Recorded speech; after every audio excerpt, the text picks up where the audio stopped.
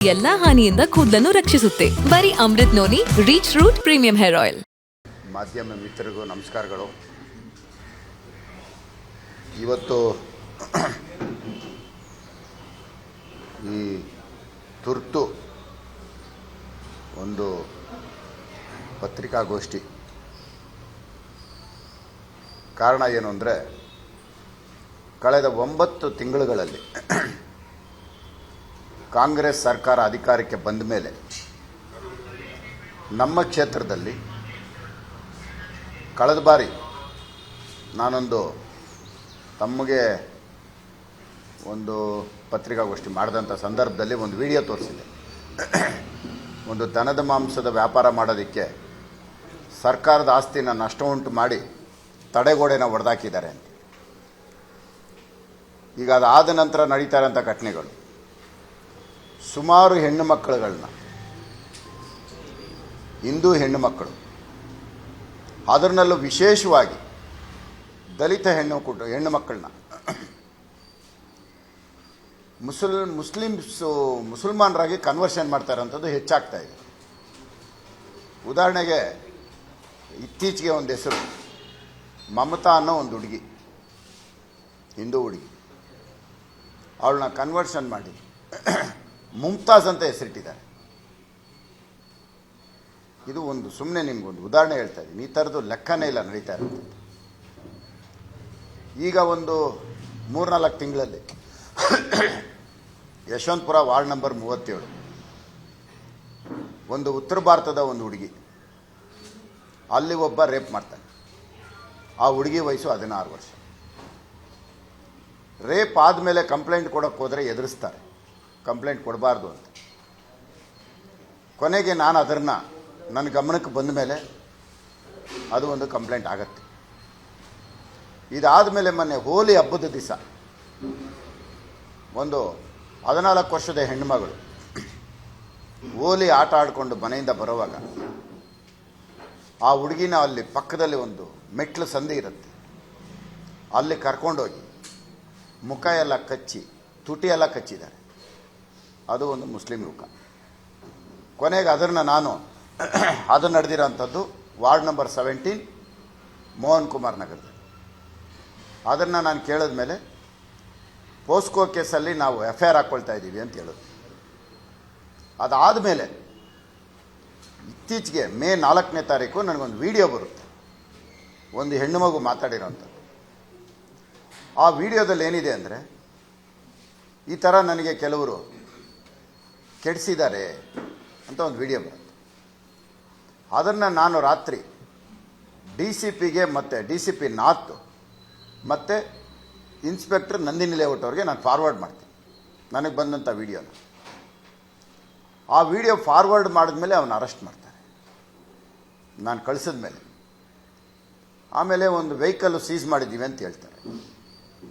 ಇದಾದ ಮೇಲೆ ಇವತ್ತುವರೆಗೂ ಆ ಹೆಣ್ಣು ಮಗುನ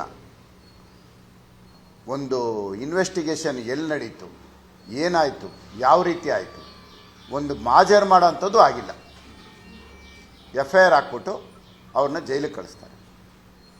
ಜೈಲಿಗೆ ಕಳಿಸಿದ ಮೇಲೆ ಅವರು ಜೈಲಲ್ಲೇ ಇರ್ತಾರೆ. ಜೈಲಲ್ಲಿಂದ ಇರೋವಾಗಲೇ ಅಲ್ಲಿಂದ ಕೆಲವರು ಮತ್ತು ಇಲ್ಲಿಂದ ಕೆಲವರು.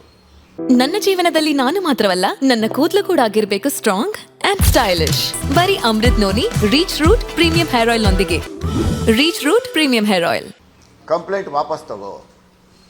ಕಂಪ್ಲೇಂಟ್ ವಾಪಸ್ ತೊಗೊಂಡಿಲ್ಲ ಅಂದರೆ ನಿಮ್ಮ ತಾಯಿಗೆ, ನಿಮ್ಮ ಅಜ್ಜಿಗೆ, ಎಲ್ರಿಗೂ ತೊಂದರೆ ಇದೆ, ನಾವು ಮರ್ಡರ್ ಮಾಡ್ತೀವಿ ಅಂಥೇಳಿ ಜೈಲಿಂದ ಮತ್ತೆ ಇಲ್ಲಿ ಅವರ ಬೆಂಬಲಿಗರು, ಇದರಲ್ಲಿ ಪ್ರಮುಖವಾಗಿ ಕಾಂಗ್ರೆಸ್ ಬೆಂಬಲಿಗರು ಆ ಕುಟುಂಬಕ್ಕೆ ತೊಂದರೆ ಕೊಡ್ತಾ ಇರ್ತಕ್ಕಂಥ. ಆ ಕುಟುಂಬ, ಆ ಹೆಣ್ಣುಮಗಳು ಏನಿವತ್ತು ಅತ್ಯಾಚಾರ ಆಗಿದೆ, ಅದು ಒಂದು ದಲಿತ ಕುಟುಂಬದ ಹೆಣ್ಣುಮಗಳು, 15 ವರ್ಷ ಆ ಹೆಣ್ಣುಮಗಳಿಗೆ. ಮೊನ್ನೆ 8ನೇ ಕ್ಲಾಸಲ್ಲಿ ಕನ್ನಡ ಮೀಡಿಯಮಲ್ಲಿ ಫಸ್ಟ್ ಕ್ಲಾಸಲ್ಲಿ ಪಾಸಾಗಿದ್ದಾಳೆ.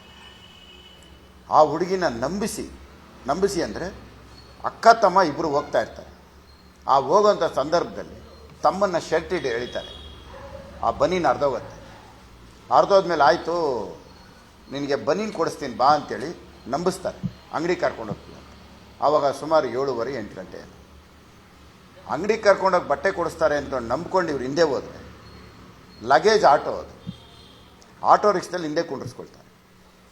ಸ್ವಲ್ಪ ದೂರ ಹೋದ್ಮೇಲೆ ಎಲ್ಲಿಗೆ ಕರ್ಕೊಂಡೋಗ್ತೇನೆ, ಇಲ್ಲ ಇಲ್ಲೇ ಕೊಡಿಸ್ತೀನಿ ಅಂತೇಳಿ ಆ ಹುಡುಗಿನ ಮುಂದೆ ಸೀಟಲ್ಲಿ ಕುಂಡ್ರಿಸ್ಕೊಳ್ತಾರೆ. ಈ ತಮ್ಮ ಹಿಂದೆಗಡೆನೇ ಇರ್ತಾನೆ. ಮುಂದೆ ಸೀಟಲ್ಲಿ ಕುಂಡ್ರಿಸ್ಕೊಂಡು ರೇಪ್ ಮಾಡ್ತಾನೆ. ಅವನಿಗೀಗಾಗಲೇ 3 ಮದುವೆ ಆಗಿದೆ ಈ ರೇಪ್ ಮಾಡಿರೋನು.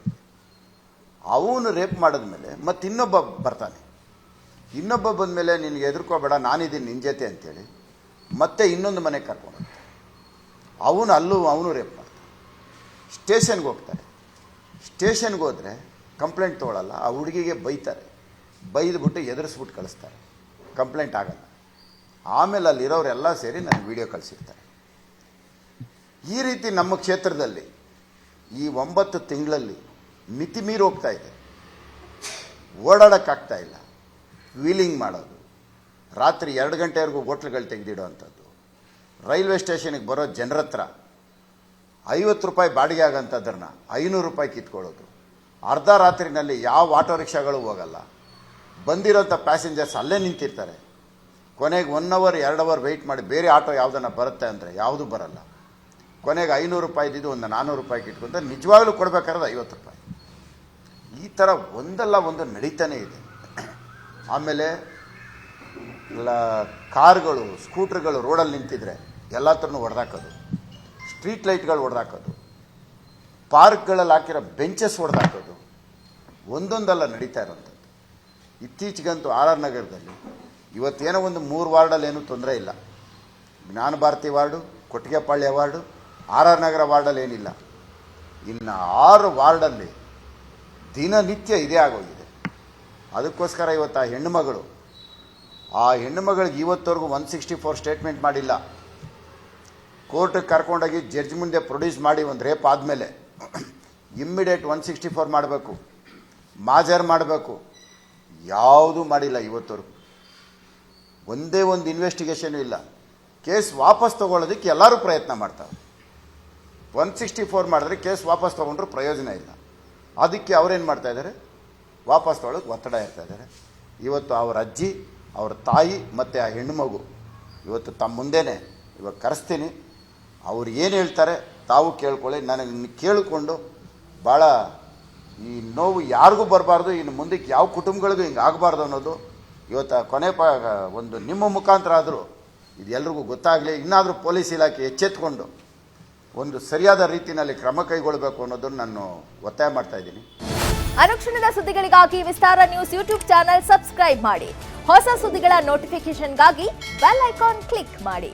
ಲೇಟೆಸ್ಟ್ ಅಪ್ಡೇಟ್ಸ್ಗಾಗಿ www.vistaranews.com ವೆಬ್ಸೈಟ್ಗೆ ವಿಸಿಟ್ ಮಾಡಿ. ಅಂಗೈಯಲ್ಲೇ ಜಗತ್ತಿನ ಸುದ್ದಿ ತಿಳಿಯಲು ವಿಸ್ತಾರ ನ್ಯೂಸ್ ಕನ್ನಡ ಆಪ್ ಡೌನ್ಲೋಡ್ ಮಾಡಿ.